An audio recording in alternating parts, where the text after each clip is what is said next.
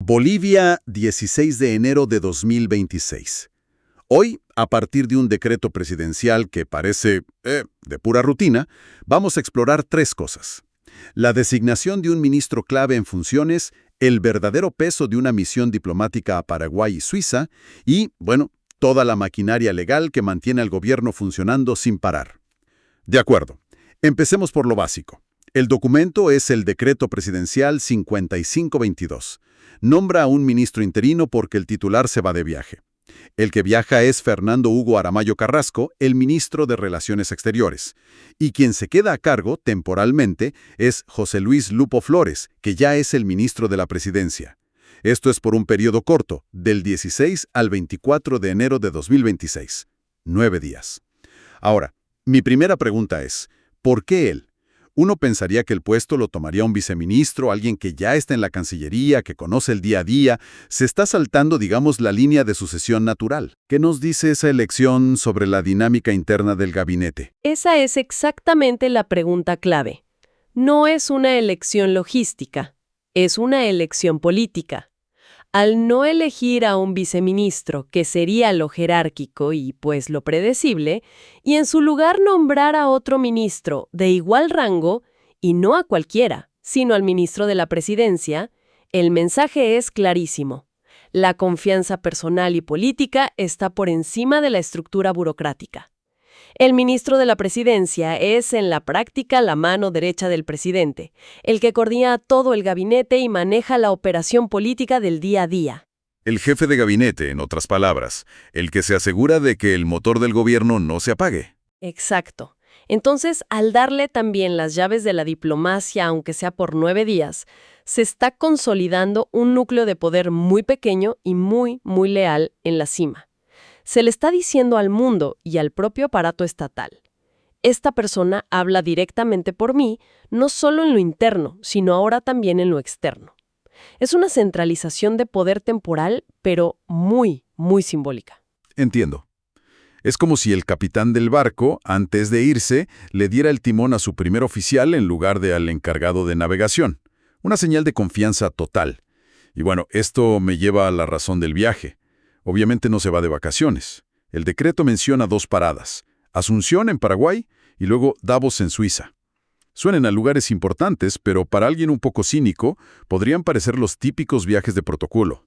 ¿Realmente se logran cosas concretas en estos foros o es más que nada para la foto y los viáticos? Es una duda legítima, porque hay mucho de eso en la diplomacia. Pero en este caso, ambos destinos son estratégicos y nada protocolarios. Empecemos por Asunción. No va a una reunión cualquiera, va a la ceremonia de suscripción del Acuerdo de Asociación Mercosur-Unión Europea. Esto es monumental. Estamos hablando de la culminación de más de 20 años de negociaciones increíblemente complejas. 20 años. Eso es casi una generación entera de diplomáticos trabajando en un solo acuerdo. ¿Qué es lo que lo hace tan importante y tan difícil de cerrar? A ver, imagina tratar de poner de acuerdo a más de 30 países sobre miles de productos. Desde cuotas para la carne sudamericana en Europa, que es un tema ultra sensible para los agricultores franceses, por ejemplo, hasta las reglas sobre propiedad intelectual para la tecnología alemana en Brasil o Argentina. Es un acuerdo que busca crear una de las zonas de libre comercio más grandes del planeta. Conecta a más de 780 millones de personas. Para los países del Mercosur es el acceso a un mercado maduro, de alto poder adquisitivo, y para la UE es asegurar su influencia y el acceso a materias primas estratégicas en Sudamérica, compitiendo con la creciente presencia de China. Y me imagino que para un país como Bolivia, que no es uno de los gigantes del Mercosur, como Brasil o Argentina, este acuerdo representa una oportunidad enorme, pero quizás también un riesgo por la competencia. ¿Cómo se navega esa simetría? Esa es la razón por la que la presencia a nivel ministerial es crucial. No se puede mandar a un funcionario de segundo nivel. El ministro está allí para defender los intereses específicos de Bolivia en las conversaciones que inevitablemente ocurren en los pasillos. Quizás para negociar plazos de adaptación para ciertos sectores industriales bolivianos que no pueden competir de la noche a la mañana, o para asegurarse de que productos clave de exportación boliviana como la quinoa o ciertos minerales tengan un acceso preferencial. Estar en esa sala, en el momento de la firma, es afirmar que Bolivia es un jugador activo y no un simple espectador en este nuevo mapa económico. De acuerdo. La parada en Asunción queda clara. Es un momento histórico para el comercio regional. Pero luego el viaje sigue a Davos Clusters, en Suiza, para la reunión anual del Foro Económico Mundial. Davos tiene una reputación casi mítica. ¿Qué busca un país como Bolivia en un lugar así, rodeado de multimillonarios y los directores ejecutivos de las empresas más grandes del mundo? Aquí el documento nos da una pista fundamental. Dice que el ministro asiste en representación del presidente del Estado Plurinacional de Bolivia. Esto lo cambia todo. Ah, claro. No va como un ministro más, va con la autoridad delegada del jefe de Estado. Y Davos no es un foro para firmar tratados, es un mercado de ideas, de capital y de poder. Es el único lugar del mundo donde el CEO de una tecnología gigante, un primer ministro, la directora del FMI y un activista medioambiental pueden coincidir en la misma sala. La famosa diplomacia de pasillo, llevada al máximo nivel. Las conversaciones informales. Para Bolivia, estar allí en representación del presidente significa poder tener una conversación de 15 minutos con el directivo de un fondo de inversión para presentar un proyecto de litio, o explicarle a un grupo de líderes europeos la política de estabilidad económica del país para atraer capital. Es una plataforma de marketing país inigualable. Se va a Davos a vender una imagen de confianza, a tomarle el pulso a la economía mundial y a entender cuáles son las tendencias que van a dominar los próximos años para poder anticiparse. Entonces, si lo conectamos todo, mientras en La Paz se firma un papel para organizar la oficina, el motivo real es que Bolivia está jugando en dos tableros simultáneamente. El regional, cerrando un pacto comercial histórico con Europa, y el global, codeándose con la élite mundial para atraer inversiones y posicionar al país. Visto así, el viaje de 9 días es increíblemente denso. Es la diplomacia moderna. Una parte es la maquinaria burocrática interna que tiene que funcionar a la perfección y la otra es la estrategia de posicionamiento internacional. Una no puede existir sin la otra. Claro, y para que esa parte estratégica funcione sin contratiempos, me imagino que toda la parte administrativa, la decisión misma de nombrar a un reemplazo, tiene que estar blindada legalmente. No es algo que se pueda improvisar, ¿verdad? El decreto dedica un montón de espacio a citar leyes y artículos. A primera vista parece relleno legal, pero supongo que cada cita tiene una razón de ser. No es relleno en absoluto. Es el esqueleto que sostiene la decisión. Es como si el decreto estuviera mostrando su árbol genealógico legal para demostrar su legitimidad.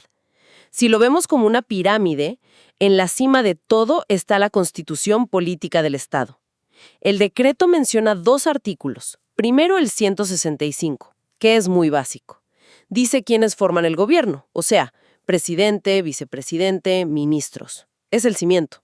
Establece quiénes son los jugadores en el campo. Correcto. Luego cita el artículo 172, que le da al presidente sus poderes. Entre ellos, dirigir la administración pública y, lo más importante aquí, nombrar a sus ministros. Esta es la fuente de poder original. El presidente puede hacer este nombramiento porque la ley fundamental del país se lo permite. Sin esto, todo lo demás se cae. Ok, esa es la autorización de más alto nivel. Pero de ahí hay que bajar a la letra pequeña, a las reglas del día a día. Exacto. El siguiente escalón es el Decreto Supremo número 4857. Esta es la norma que organiza cómo funciona el gobierno en la práctica. Es como el manual de instrucciones del Poder Ejecutivo. Este decreto es el que establece formalmente que debe existir un Ministerio de Relaciones Exteriores. Pero aquí viene la parte crucial para nuestro caso. El artículo específico que resuelve este puzzle. Precisamente, el documento cita el artículo 118 de ese decreto, y esta es la regla hecha a medida para esta situación. Básicamente dice que si un ministro se ausenta temporalmente, el presidente nombrará un ministro interino y lo hará a través de un decreto presidencial. Es increíblemente específico. Describe el problema. ausencia temporal. Y la solución exacta, designar interino por decreto. O sea que el sistema ya tenía un plan de contingencia. No es una solución de emergencia, sino la aplicación de un protocolo ya escrito. Esto es para evitar que alguien diga, oigan, el ministro no está, yo me hago cargo. Justamente, esto es un pilar de un Estado de Derecho. Las decisiones no se toman por capricho o conveniencia del momento. Se siguen procedimientos preestablecidos, claros y públicos. Le da estabilidad y previsibilidad al sistema. Evita vacíos de poder, crisis institucionales. El decreto no solo ejecuta una acción, le está explicando a cualquiera que lo lea, paso por paso, por qué esa acción es legalmente incontestable. Es una demostración de que el poder se ejerce dentro de unas reglas de juego. Me parece fascinante esa arquitectura legal. Pero hay un último punto en el documento, casi el final, que me pareció que no encajaba con nada. Es una referencia a un decreto supremo mucho más antiguo, del año 2010, el número 690. ¿Por qué traer a colación una norma de hace más de 15 años en este documento? Ese detalle que parece perdido es, en realidad, la pieza que cierra todo el mecanismo. Planteo una pregunta fundamental. Una vez que se toma una decisión como esta, ¿cómo se asegura el Estado de que todo el mundo se entere de manera oficial? Supongo que se envía un correo electrónico o un comunicado interno. Eso sería lo informal. Lo oficial es lo que establece ese decreto 690 de 2010. Obliga a todas y cada una de las entidades del sector público, ministerios, empresas estatales, agencias, todo, a suscribirse a la Gaceta Oficial de Bolivia. ¡Ah! La Gaceta es el diario oficial del Estado. Es el único lugar donde las leyes y los decretos se publican para que adquieran validez legal. Si no se publica en la Gaceta, a efectos prácticos no existe. Un momento. Déjame ver si entiendo. ¿Me estás diciendo que el gobierno tiene una especie de periódico interno, de suscripción obligatoria, para que un ministerio no se entere por la prensa de lo que decidió otro? Suena un poco del siglo XX, pero a la vez tiene una lógica aplastante. Es la mejor analogía. Es el sistema circulatorio de la información oficial del gobierno.